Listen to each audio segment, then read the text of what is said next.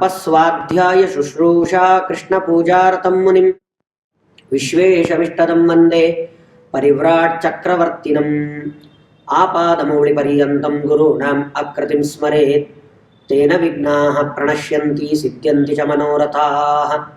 ಶ್ರೀ ಗುರುಭ್ಯೋ ನಮಃ. ಶ್ರೀ ವಿಶ್ವೇಶತೀರ್ಥ ಗುರುಭ್ಯೋ ನಮಃ. ಅಪ್ರಾಂಶುನೋತ್ನೋಪಪದಾದಿವಾಸಜಃ ಸಸಂಕರೋ ವೈರಪರಾಯಣ ಪುನಃ ಅಸೂಯಯೋ ಚೇತ್ರ ಮಹಾನತಿಕ್ರಮಃ ಸೂತ್ರಾರ್ಥವಾದೋ ಕೃತಭಾಷ್ಯಕೇಶ್ವಿತಿ.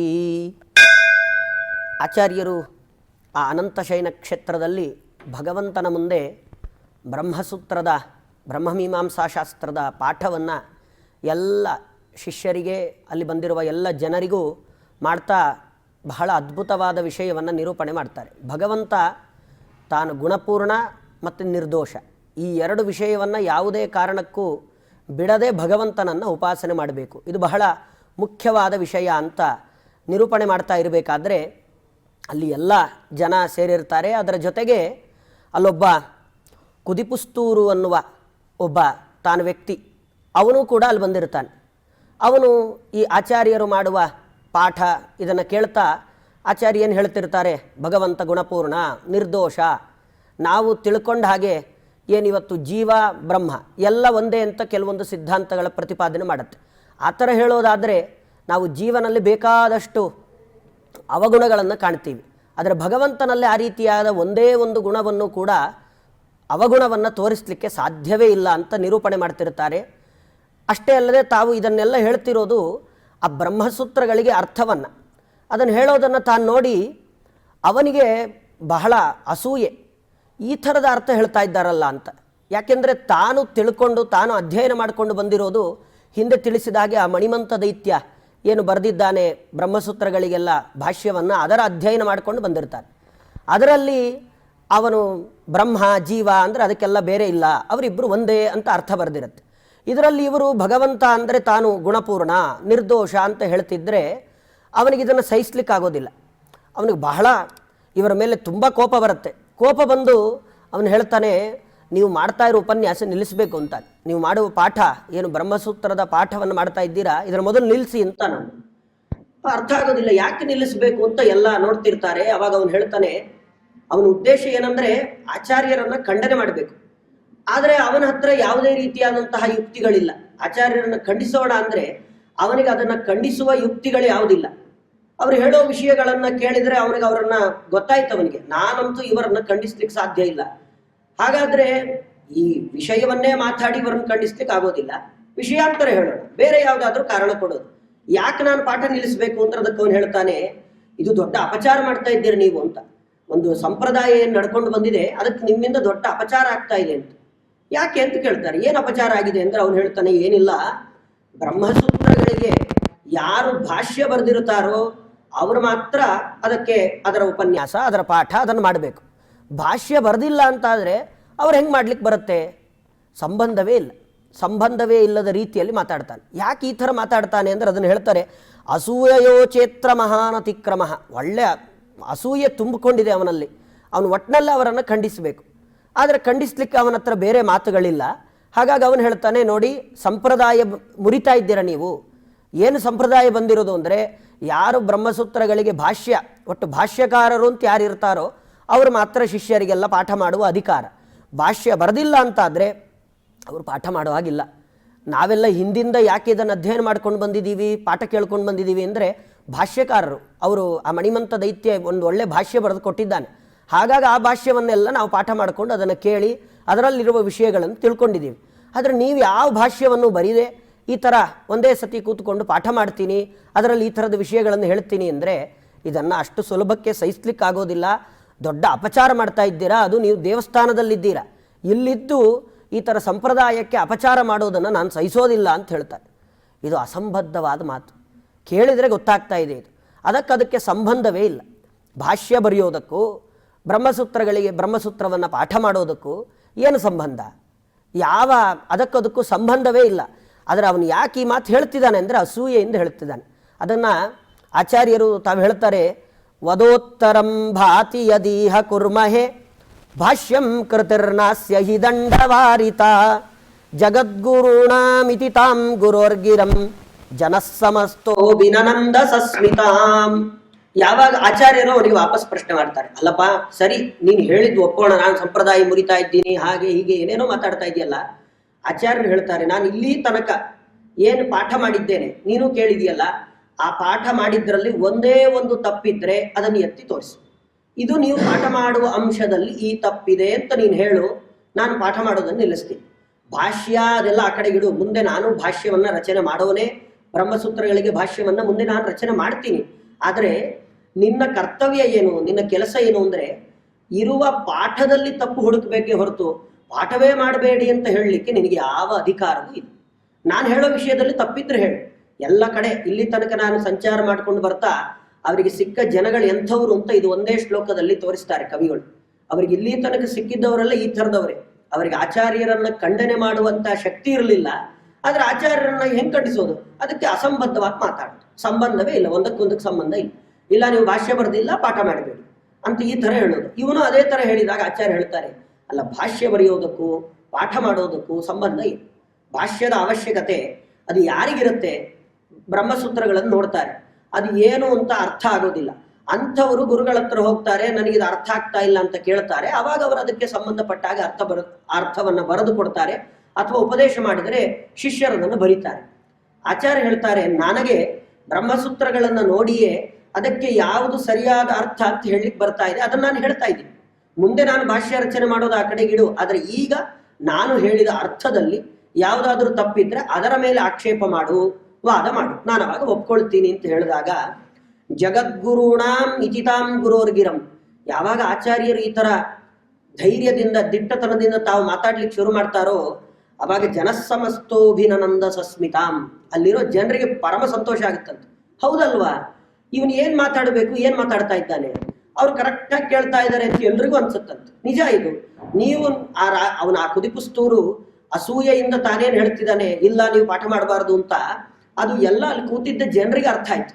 ಅಂದ್ರೆ ಅಲ್ಲಿ ತನಕ ಜನ ಅಸೂಯೆಯಿಂದ ಒಂದು ವಿಷಯವನ್ನ ಒಪ್ಕೊಂಡಿದ್ರು. ಅಂದ್ರೆ ಅಸೂಯೆಯಿಂದ ಯಾರೋ ಏನೋ ಒಂದು ಪಾಠ ಮಾಡ್ತಾ ಇದ್ರು ಅಲ್ಲಿರೋರಿಗೆಲ್ಲ. ಅವ್ರಿಗೆ ಅದನ್ನು ಒಪ್ಕೊಳ್ಳಿಕ್ ಕಷ್ಟ ಆದ್ರೂ ಇಲ್ಲ ಇವನೊಬ್ಬ ದೊಡ್ಡ ವ್ಯಕ್ತಿ ಏನೋ ಹೇಳಿದ್ದಾನೆ ಅಂತ ಬಹಳ ಹಿಂಸೆಯಲ್ಲಿ ಒಪ್ಕೊಂಡಿದ್ರು. ಅವರಿಗೆ ಎದುರು ಮಾತಾಡುವಂತಹ ವ್ಯಕ್ತಿಗಳು ಅಲ್ಲಿ ತನಕ ಯಾರು ಬಂದಿರಲಿಲ್ಲ. ಆದ್ರೆ ಯಾವಾಗ ಆಚಾರ್ಯರು ಬಂದು ಈ ತರ ಅವನು ಹೇಳಿದ ಪ್ರಶ್ನೆಗಳನ್ನ ಖಂಡಿಸಿದ್ರು, ಇದು ನೀನು ನನ್ನ ಪ್ರಶ್ನೆಗೆ ಇದು ಉತ್ತರ ಅಲ್ಲ ಅಂತ ಯಾವಾಗ ಹೇಳಿದ್ರು ಅಲ್ಲಿದ್ದ ಎಲ್ಲ ಜನರಿಗೂ ಪರಮ ಸಂತೋಷ ಆಯ್ತು ಅಂತ ಹೇಳ್ತಾರೆ. ಸರಿಯಾದ ಅರ್ಥವನ್ನು ಹೇಳ್ತಿದ್ದಾರೆ, ಅದು ಕೇಳಿದ್ರೆ ನಮಗೂ ಅದು ಹೌದು ಸರಿ ಅಂತ ಅನ್ನಿಸ್ತಾ ಇದೆ. ಇಲ್ಲಿ ತನಕ ಇಂಥ ಅರ್ಥವನ್ನು ಯಾರು ಹೇಳಿರ್ಲಿಲ್ಲ. ಅಷ್ಟೇ ಅಲ್ಲದೆ ಅದಕ್ಕೆ ಆಕ್ಷೇಪ ಎಲ್ಲಿ ಮಾಡಬೇಕು, ಅವ್ರು ಹೇಳೋ ಅರ್ಥದ ಮೇಲೆ ಮಾಡಬೇಕೆ ಹೊರತು ಅವ್ರು ಮಾಡೋ ಉಪನ್ಯಾಸದ ಮೇಲೆ ಮಾಡಿದರೆ ಅದಕ್ಕೂ ಸಂಬಂಧವೇ ಇಲ್ಲ.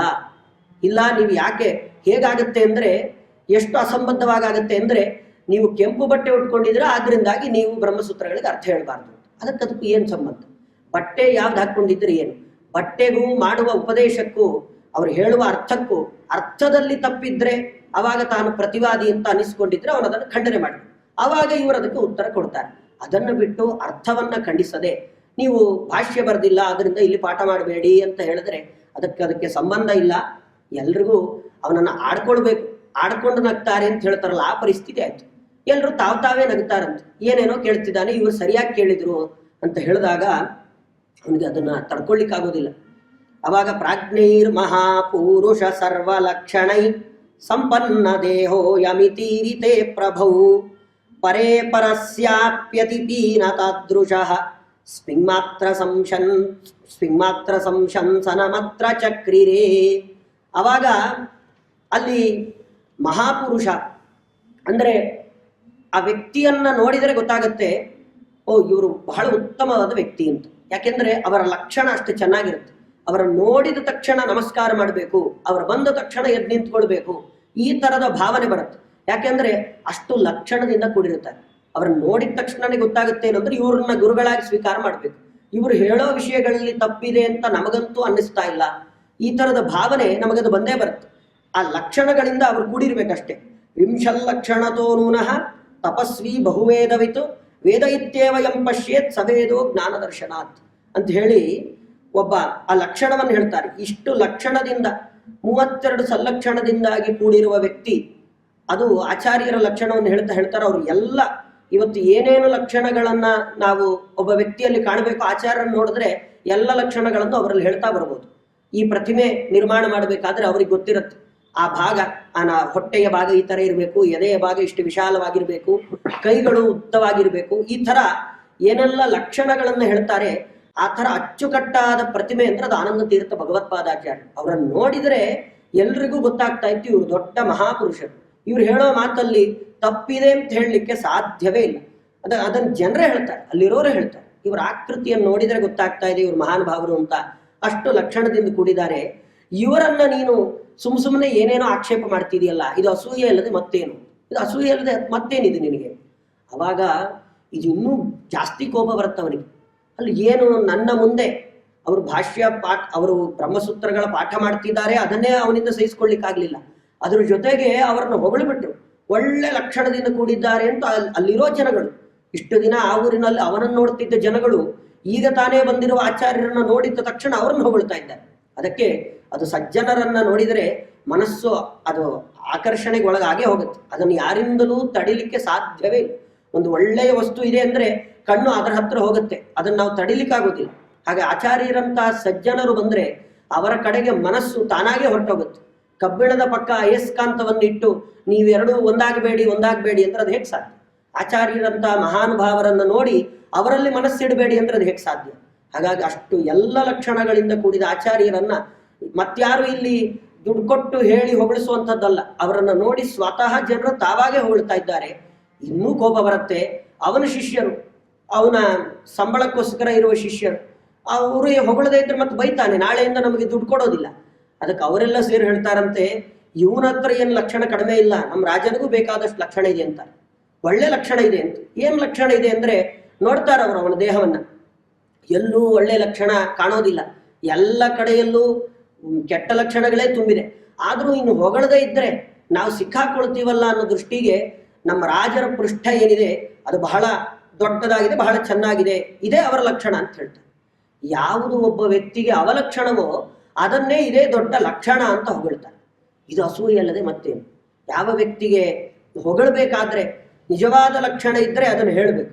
ಅದನ್ನು ಬಿಟ್ಟು ಇಲ್ಲದೇ ಇರೋ ಲಕ್ಷಣವನ್ನ ಇವನಲ್ಲಿ ಹೇಳಿ ಇನ್ನು ಲಕ್ಷಣ ಹೇಳದೇ ಇದ್ರೆ ನಮಗೆಲ್ಲಿ ತೊಂದರೆ ಮಾಡ್ತಾನೋ ಅನ್ನೋ ದೃಷ್ಟಿಯಲ್ಲಿ ಶಿಷ್ಯರೆಲ್ಲ ಜನರ ಬಾಯಿ ಮುಚ್ಚಿಸ್ಲಿಕ್ಕೋಸ್ಕರವಾಗಿ ಈ ಲಕ್ಷಣವನ್ನು ಹೇಳ್ತಾರೆ.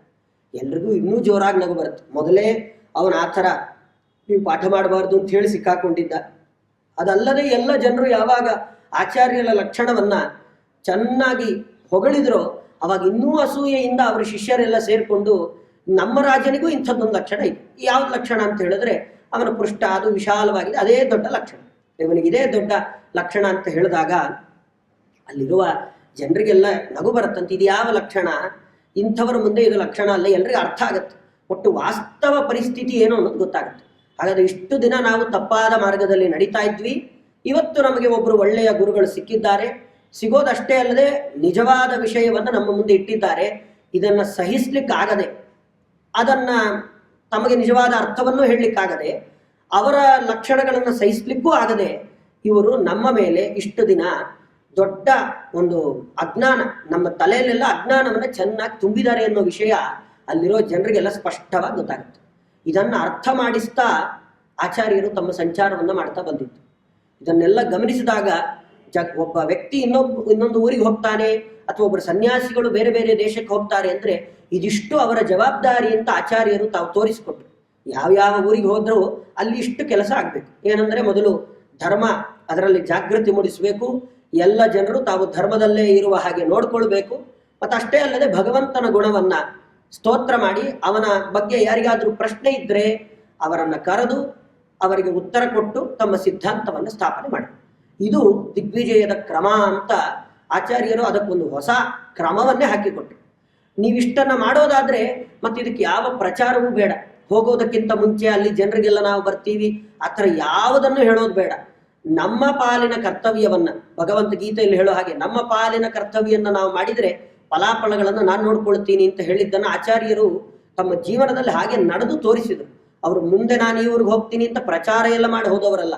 ಅವರು ಹೋಗಿ ಅವರಲ್ಲಿರುವ ಲಕ್ಷಣವನ್ನ ಸ್ವತಃ ಜನರೇ ನೋಡಿ ಅವರ ಹೇಳಿದ ಅರ್ಥಕ್ಕೆ ತಾವೇ ಬೆರಗಾಗಿ ಇಷ್ಟು ದಿನ ತಮ್ಮ ತಪ್ಪಿನ ಮಾರ್ಗದಲ್ಲಿದ್ದವರನ್ನೆಲ್ಲ ತಿದ್ದಲಿಕ್ಕೆ ಒಬ್ರು ಮಹಾನುಭಾವರು ಸಿಕ್ಕಿದ್ರಲ್ಲ ಅಂತ ತಮಗೆ ತಾವಾಗಿ ತಾವೇ ಅವರ ಮನಸ್ಸಿನಿಂದಾಗಿ ಆಚಾರ್ಯರಿಗೆ ಶರಣಾಗತಿಯನ್ನು ಹೊಂದಿದ್ರು.